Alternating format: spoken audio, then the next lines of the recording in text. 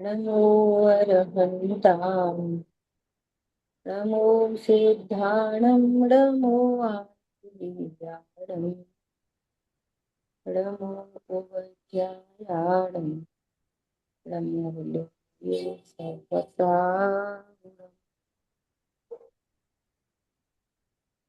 अरे कोई लोग तो वीडियो ऑन करो प्लीज।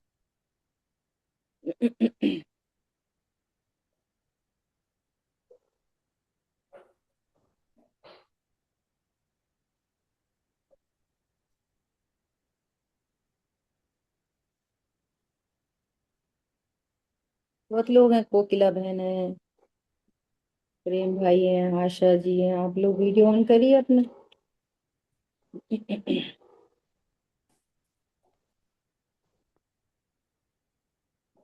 चलिए देखो, आगे विषय आ रहा है चर्चा चैतन्य की, चर्चा क्रमांक 9। और विषय आ रहा है ज्ञान की सविकल्पता।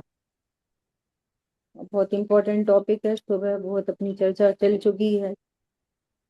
ज्ञान तो सविकल्प कहा जाता है। सविकल्प कहा जाता है दर्शन की अपेक्षा से। दर्शन मतलब यहाँ पर, दर्शन मतलब सामान्य अवलोकन, है ना। जो दर्शन नाम का गुण है, उसकी पर्याय की अपेक्षा से ज्ञान को सविकल्प कहा है, क्योंकि दर्शन की पर्याय निर्विकल्प होती है। दर्शन गुण की जो पर्याय है, ये कौन सी दर्शन गुण की पर्याय है? ये सम्यक दर्शन वाला नहीं, श्रद्धा नहीं, सामान्य अवलोकन, है ना। तो ये कैसी पर्याय है? निराकार। इसमें आकार नहीं बनते, सिर्फ सत्ता मात्र को ग्रहण करती है ना। निराकार और ज्ञान साकार होता है। दर्शन निर्विकल्प और ज्ञान सविकल्प। सविकल्प माने ज्ञान जानता है तो पदार्थों को भेदों सहित ही जानता है, और जो दर्शन है उसका विषय केवल सत्य है, केवल सत्य, तीनों लोक में, है ना। दर्शन का विषय क्या है? सत्ता मात्र को ग्रहण करता है। यहाँ कुछ है, कुछ भी नहीं, सिर्फ है। जब दर्शन उपयोग में ये वाली बात आएगी कि है, तब ज्ञान चेष्टा करता है क्या है, क्या है। अवग्रह यह आदि मतिज्ञान शुद्ध ज्ञान तब होते हैं। कब? जिस चीज की सत्ता का अवलोकन होता है, उसी के जानने में ज्ञान एफर्ट्स करता है। और जिसकी सत्ता का ग्रहण नहीं होता, तो उस पर ज्ञान एफर्ट भी नहीं करता। समझ में आ रही है? इसलिए ज्ञान से पूर्व सामान्य अवलोकन होना आवश्यक है। पहले सामान्य अवलोकन होता है, फिर मति ज्ञान होता है, फिर शुद्ध ज्ञान होता है। ये जानने की प्रोसेस ऐसी है। तो दर्शन उपयोग में क्या होता है कि कोई आकार वाकार नहीं बनता, सिर्फ सत्ता का ग्रहण, कि यहाँ पर एक वस्तु है, कुछ एक है। अब वो क्या है, वो सारा काम ज्ञान का। ठीक है। उस सत्य का निश्चय होने के बाद, सत्य ही नहीं है तो फिर जानने का काम क्यों होएगा? तो पहले तो सत्य का निश्चय होता है। सत्य का निश्चय होने के बाद फिर ज्ञान प्रवेश करता है। छदमस्त दशा में पहले दर्शन होता है, फिर ज्ञान होता है। और केवल ज्ञान में दर्शन और ज्ञान दोनों साथ में होते हैं। इसलिए केवल ज्ञान भी सविकल्प है। तो सुबह चर्चा आ गई थी पूरी। केवल ज्ञान भी कैसा है? सविकल्प। पर वो रागात्मक नहीं। अब विकल्प के नाम से हमें राग द्वेष विकल्प को विकल्प समझते हैं। राग द्वेष का विकल्प अलग चीज है, और ज्ञान के विकल्प अलग चीज। ज्ञान के विकल्प का अर्थ है भेदों सहित जान लेना, और चारित्र के विकल्प का अर्थ है राग द्वेष की उत्पत्ति होना। दोनों को विकल्प शब्द से बोलते हैं, लेकिन दोनों का भाव अलग अलग है। समझ आ रही बात? ऐसा सविकल्प माने जानता है तो पदार्थ को भेद सहित ही जानता है ना। कि ये आत्मा है। जैसे पूरक तीन लोक है ना, तीन लोक और अलोक का सबको, दर्शन उपयोग एक साथ जानता है, बस सत्ता, इतना बस। ज्ञान कैसे जानेगा? केवल ज्ञान। अब केवल ज्ञान में अवग्रही हवाएं नहीं होते, केवल ज्ञान में सीधा जानना होता है। कैसा? जीव है, आत्मा है, ये पुद्गल है, ये धर्म है, ये अधर्म है, आकाश है, काल है, ये नरक है, ये स्वर्ग है, ये मध्यलोक है, ये सुमेरु है, ऐसा। समझ आई बात? सबको जान लेता है। इस तरह उनके स्वरूप सहित जानता है, इसलिए उसको सविकल्प कहा। विकल्प माने भेद, यहाँ ज्ञान में विकल्प माने भेद, चारित्र में विकल्प माने राग, ज्ञान में विकल्प माने भेद। भेद सहित जानना होता है, दर्शन में भेद नहीं है। दर्शन किसी भी पदार्थ को विषय करेगा तो सत, केवल इतना ही करेगा, बस सत। सत का ग्रहण होगा तब ज्ञान करेगा कि इसमें ये क्या है, कैसा है, क्या स्वरूप है, ये सब काम फिर तब ज्ञान करेगा। और जिस सत्य का ग्रहण नहीं होगा सामान्य अवलोकन में, तो उस संबंधी फिर ज्ञान भी नहीं होगा। इसलिए किसी भी चीज को जानने से पहले सामान्य अवलोकन जरूरी है। ठीक है। अब यहाँ दर्शन माने सत्य, केवल सत्य, उसको महासत्ता भी कहते हैं। कि संपूर्ण जो विश्व है ये केवल सत रूप, ये दर्शन का विषय है। संपूर्ण विश्व की अपेक्षा लें तो उसे महासत्ता कहते हैं। दर्शन गुण की पर्याय पूरे लोक को कैसे देखता है? महासत्ता। फिर ज्ञान कैसे देखता है? भेद भेद करके अवान्तर सत्ताएं। समझ में आ रही है बात? ये पूरा प्रवचन सार जी का विषय है। और एक पदार्थ की अपेक्षा लें तो उसे अवान्तर सत्ता कहते हैं। महासत्ता अवान्तर सत्ता मतलब है, समझो जैसे आम, तो आम क्या हो गई? महासत्ता। और आम के भीतर कौन कौन है? छिलका है, गुठली है, उसका रस है, तो ये सब क्या हो गई? अवान्तर सत्ता। ऐसे पूरा विश्व एक महासत्ता, और उसमें अनंत अनंत जीव, अनंत अनंत पुद्गल, धर्म अधर्म, आकाश और काल असंख्यात, ये सब हो गई अवान्तर सत्ताएं। ठीक है। वो दोनों ही, वो दोनों नहीं, एक ही रूप अवान्तर सत्ता रूप ही होता है। और जो केवल दर्शन है वो बिल्कुल महासत्ता रूप हो गया, क्योंकि सारे केवल पदार्थ सत्य है, बस सत्य देखता है।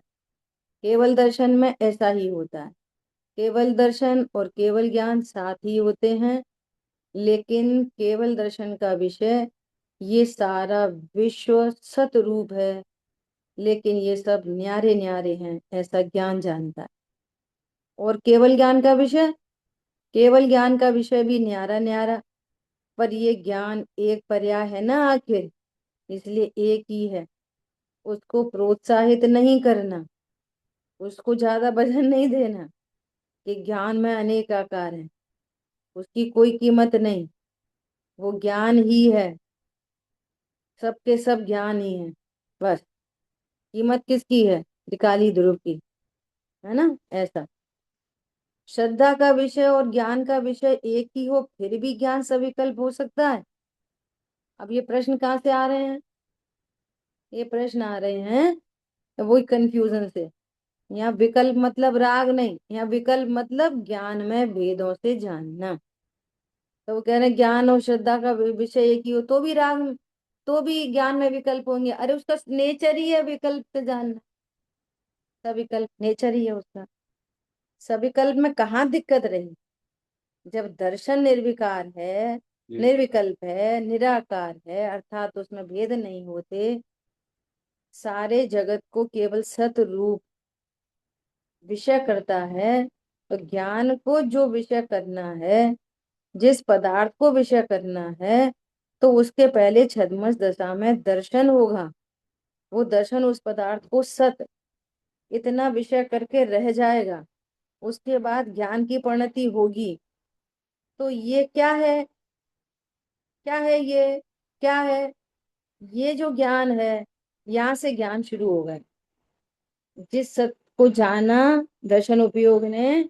अब ये क्या है, कैसा है, इसका स्वरूप क्या है, ये जीव है, ये पुद्गल है, ये द्रव्य है, ये गुण है, ये पर्याय है, अशुद्ध है कि शुद्ध है।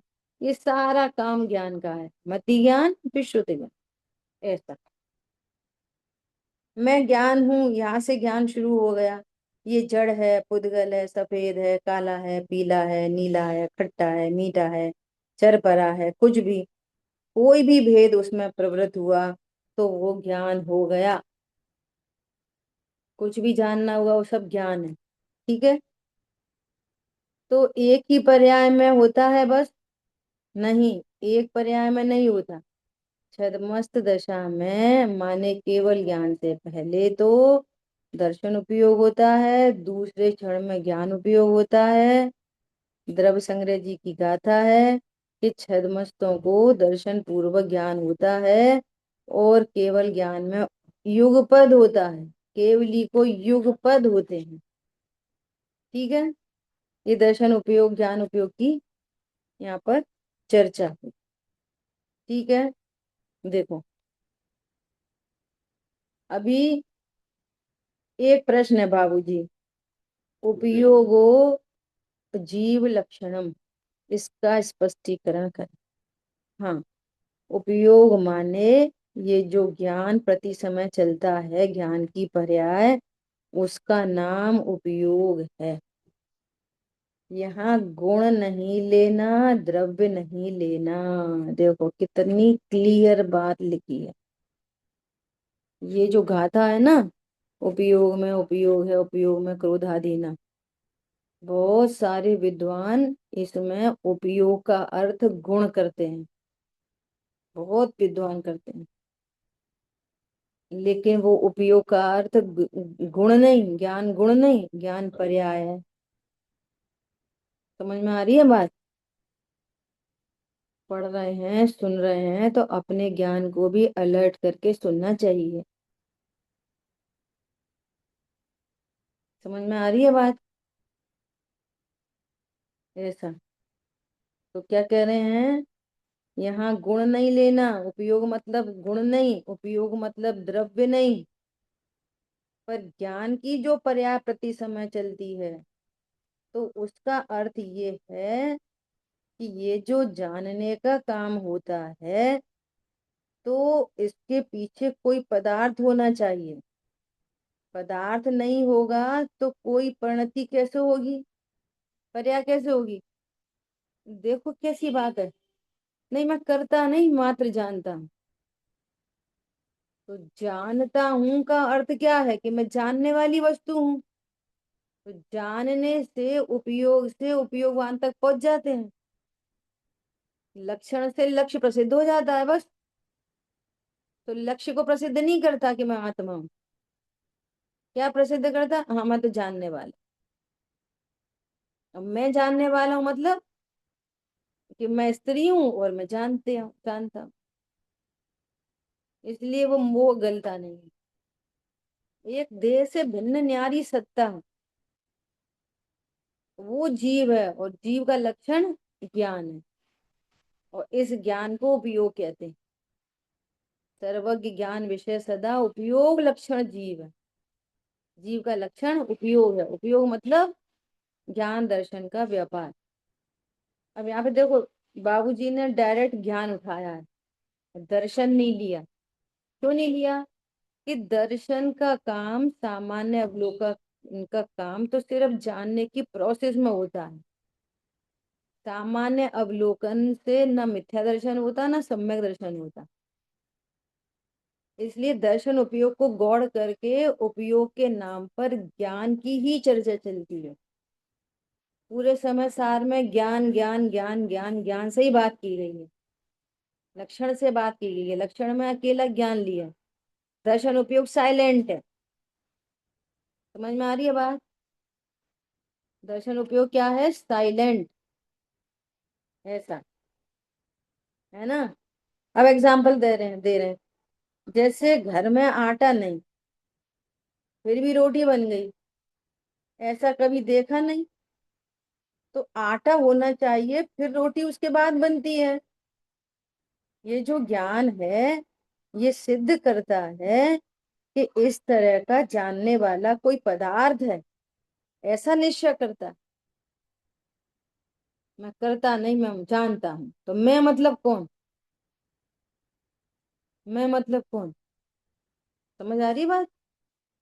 जानने वाला पदार्थ, जीव नामक पदार्थ। जीव कहो, आत्मा कहो, भगवान आत्मा कहो, परमात्मा कहो, जो बोलना कहो, है ना।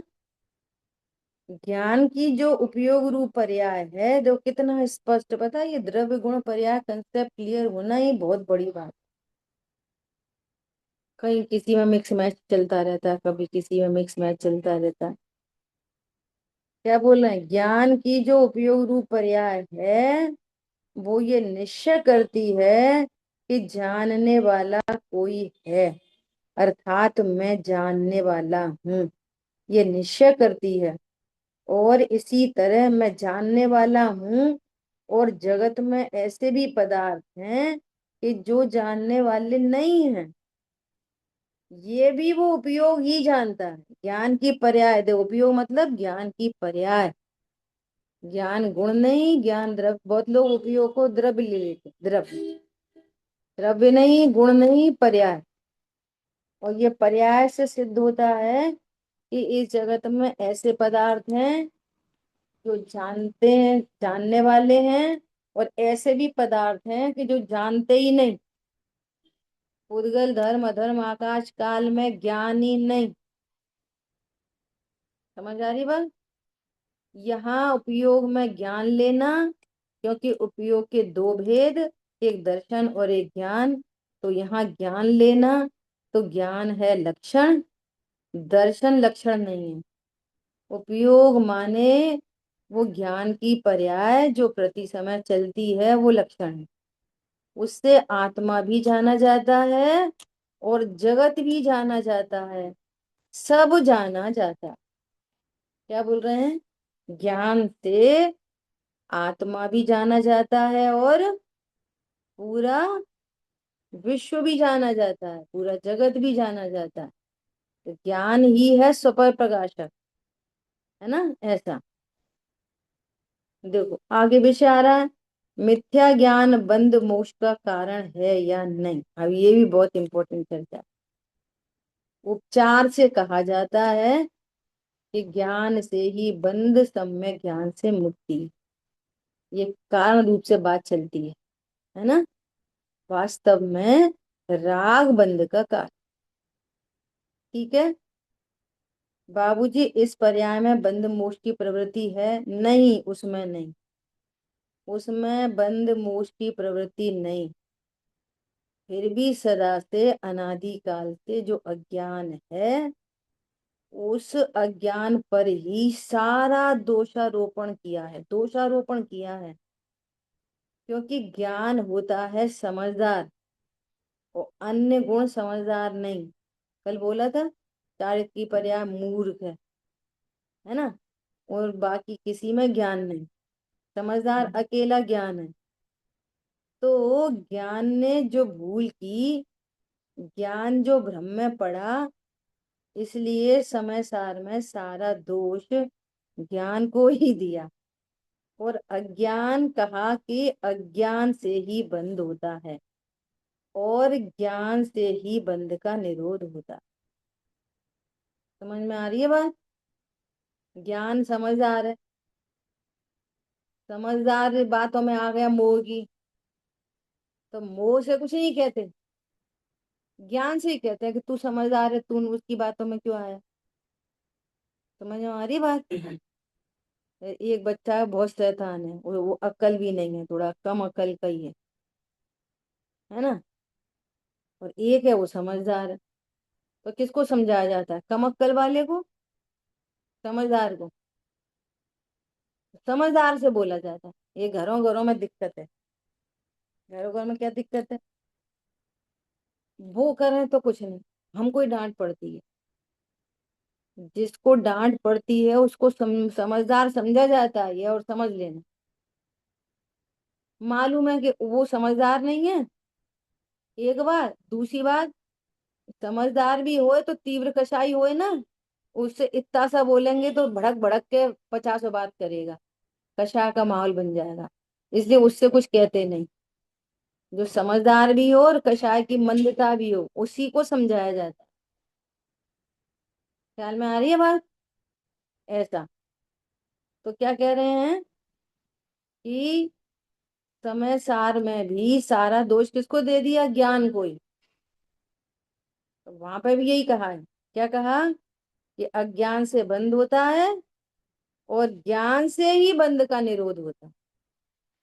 बात आई है बंध अधिकार की, बहुत बढ़िया, है ना। ज्ञान से बंध का निरोध, ठीक है। लेकिन सचमुच ज्ञान और अज्ञान, इन दोनों से करणानियों की अपेक्षा बंध नहीं होता। अभी करणानियोग से बात करेंगे तो कौन है बंध का कारण? ये राग बंध का कारण।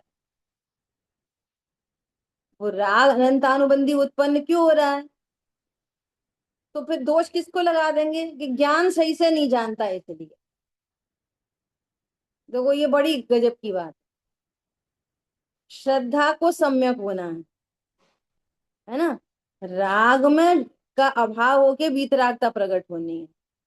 तो राग में अपने आप वीतरागता होती नहीं, और राग मूर्ख है, उसको अक्कल ही नहीं है।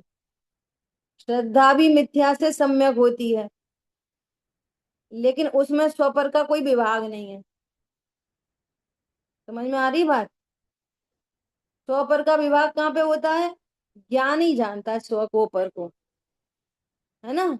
तो ज्ञान से ही बोला जाएगा कि तू स्व को जान और पर को पर जान। अब वो स्व को स्व जानेगा, पर को पर जानेगा, तो श्रद्धा हाँ डालेगी, चार की पढ़ती फिर होगी। ख्याल में आ रही है बात? और ज्ञान कैसा रहेगा? As it is. अभी खूब सारी बात आई है कि जो आगम से तत्व निर्णय होता है, फिर निर्विकल्प अनुभूति होती है, तो निर्विकल्प अनुभूति होने पर कोई ज्ञान में घटना बढ़ना नहीं होता, एज इट इज रहता, एज इट इज। क्या समझ आ रही बात? ऐसा। सचमुच ज्ञान और अज्ञान, इन दोनों से करणानियों की अपेक्षा बंद नहीं होता। एक और हेतु है। एक और क्या हेतु है? कि जो ज्ञान है, यदि वही बंध का कारण हो जाए, तो फिर बंध से निकालेगा कौन? बाकी तो बुद्धू हैं, उनमें तो ज्ञान ही नहीं है, श्रद्धा चारित्र में। ख्याल में आ रही है बात? ज्ञान ही है जो जो स्वरूप समझकर काम करता है, ठीक है। तो क्या बोल रहे हैं? संबर भी नहीं होता और निजरा भी नहीं होती। चूंकि जब ज्ञान की प्रवृत्ति होती है, जब ज्ञान की प्रवृत्ति होती है, तो उधर संवर और निजरा प्रकट होते हैं। इसलिए उसके फलस्वरूप सम्यक दर्शन और सम्यक चार प्रकट होते हैं। इसलिए ज्ञान पर ही सारा वजन डाला जाता है, क्योंकि आत्मा में ज्ञान ही प्रमुख है। ख्याल में आ गई बात? कितनी स्पष्ट चर्चा है। ये औपचारिक कथन है। देखो अब सुनो, इसमें हेतु लगा। सम्यक ज्ञान हो गया। सुनना बहुत ध्यान से। अन, अनादि मिथ्या दृष्टि जीव है, तो सारे ही जीव अज्ञानी है। सारे ही तो अज्ञानी है। तो सारे अज्ञानियों को एक सा बंद होना चाहिए, तो एक सा तो बंद होता नहीं है। राग के अनुसार बंद होता है। किसी को तीव्र राग है, किसी को मंद राग है। तीव्र राग वाले को आघाती तीव्र बंधेंगे, घाती भी तीव्र बंधेंगे। मंद राग वाले को आघाती मंद बंधेंगे, घाती मंद बंधेंगे। समझ में आ रही है बात? यदि अज्ञान से ही बंद होता, तो सबको अज्ञान एक ही तरह का है। एक इंद्री से लेके संगी पंचेंद्री तक सारा ही ज्ञान ये कहता है कि मैं शरीर हूं।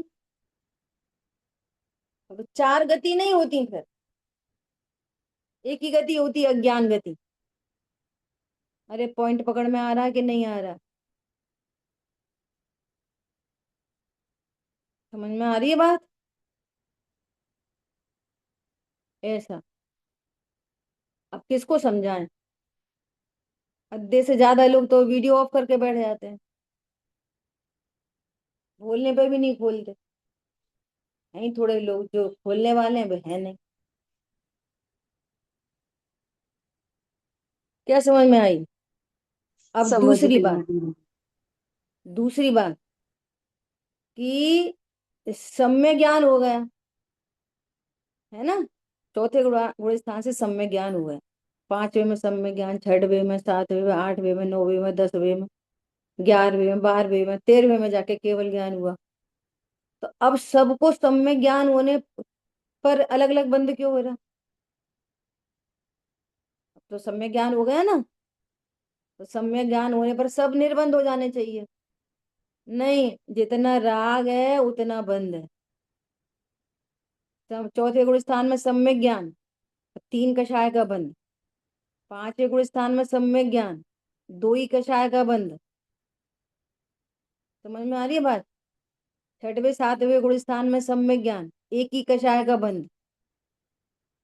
तो बंद का संबंध किससे सिद्ध हो रहा है? कषाय से सिद्ध हो रहा है बंद का संबंध। ज्ञान से नहीं। ज्ञान पर तो आरोप डाला जाता है। समझ में आ रही है बात? क्यों आरोप डाला जाता है? कि वो ही समझदार है, इसलिए आरोप डाला। ठीक है, क्लियर हुई बात? ऐसा। देखो, उसके फलस्वरूप सम्यक दर्शन और सम्यक चाह प्रकट होते हैं, इसलिए ज्ञान पर ही सारा वजन डाला जाता है, क्योंकि आत्मा में ज्ञान ही प्रमुख। और भी गजब की बात है, सम्यक ज्ञान हो गया, ज्ञान स्व को स्व, पर को पर जानता है। अब आत्मानुभूति का प्रथम उपाय कौन करता है? सम्यक दर्शन होने के बाद भी ज्ञान ही अप्रोच करता है वापस स्वभाव सन्मुख होने के लिए। बार बार अनुभूति होती है, बार बार अनुभूति होती है। अब देखना, गुण स्थान चौथा है और अनुभूति हो गई 100 बार, 1000 बार, 1,00,000 बार, 1 करोड़ बार, और चौथा का चौथा ही गुण स्थान बना। 83 लाख पूर्व। क्या होता है पूर्व? 83 लाख पूर्व में राजा ऋषभ को, चौथे गुण स्थान वर्ती छाया सम्यक दृष्टि को 83 लाख पूर्व तक, है ना, राजपाट करते रहे। तो 83 लाख पूर्व में कितनी बार अनुभूति हुई होगी? हर 5 महीने बाद, 6 महीने बाद, 4 4 महीने बाद, 5 महीने बाद, कितनी बार हुई होगी अनुभूति? तो ज्ञान तो सम्यक है, तो चौथा ही क्यों बना हुआ है? अनुभूति भी हो रही बार बार। अरे चारित्र की परिणति जब तक स्थिरता विशेष नहीं होगी तब तक गुणस्थान नहीं बढ़ेगा। ज्ञान तो सम्यक ज्ञान हो गए। पॉइंट समझ में आ रही है? कितने सारे हेतु हो गए। अब राग है और चार की परिणति में लीनता विशेष नहीं हो रही, है ना? तो कौन कारण है बंद का? राग बंद का कारण। उस समय सार जी में गाथा भी है, चिकनाई से बंद होता है ना? ऐसा। सारा दो समय सार में ज्ञान को दिया है, क्योंकि जानेगा नहीं तो श्रद्धा कैसे करेगा, आचरण भी कैसे करेगा? तो ज्ञान ये जानेगा ही नहीं कि मैं आत्मा हूं, तो श्रद्धा काय की होएगी? और आचरण किस में होएगा?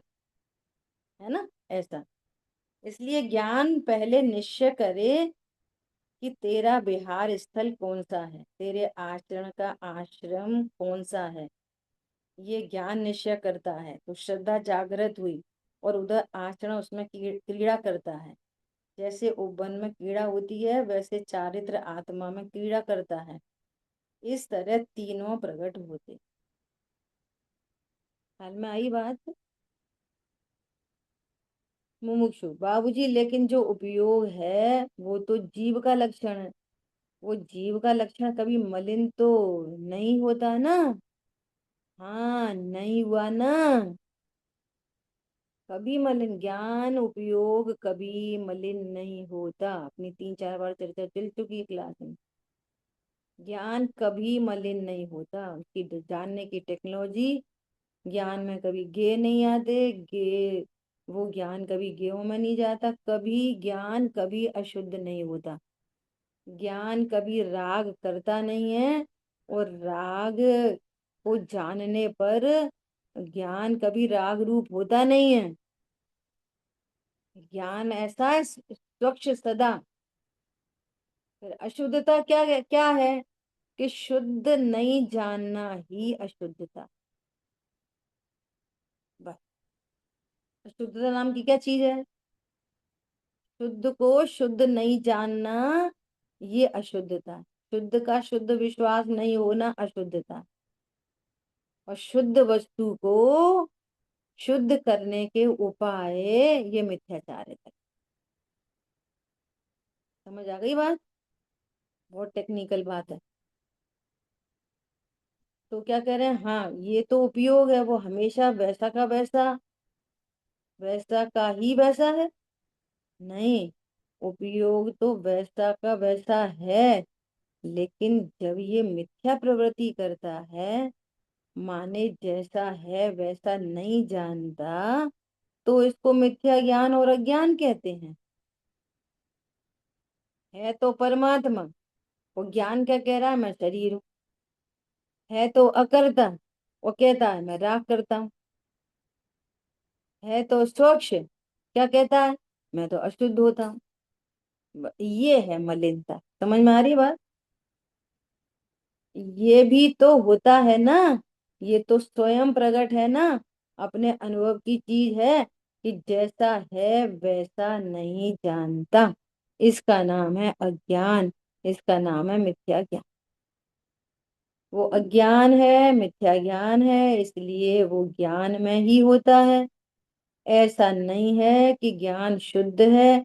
ज्ञान शुद्ध इसलिए कहा जाता है कि ज्ञान में जो कल्पना होती है कि ये अन्य पदार्थ मेरे ज्ञान में आते हैं, ये जो कल्पना है और ये जो अध्यवसान है, इसके कारण वो पदार्थ ज्ञान में नहीं आते। उसको कल्पना हो रखी है क्या, मैं तो शरीर हूँ। कल्पना ही तो है तो नहीं ना शरीर। आत्मा निकल गई शरीर में से, शरीर पड़ा रह गया। और आत्मा शरीर होता तो शरीर में ये रहता फिर। आत्मा शरीर कभी नहीं हुआ, आत्मा राग रूप कभी नहीं हुआ। राग को जानता है तो राग को जानने से मलिन नहीं होता, परंतु गलत जानता है, कल्पना करता है। और ये कल्पना करता है, यही अज्ञानता है। ठीक है। ज्ञान में तो ये कल्पना होती है कि पदार्थ मेरे ज्ञान में आते हैं, आ जाते हैं, और इसको भय, चिंता, विषाद, संक्लेश, ये सब होते हैं फिर।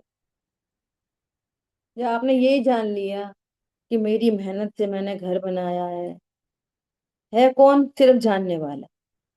बनते हुए घर का जानने वाला, होते हुए कार्य का जानने वाला। स्वरूप तो ऐसा है, और जान क्या रहा है, मैंने घर बनाया। अब ये कल्पना ही तो हो गई, झूठी।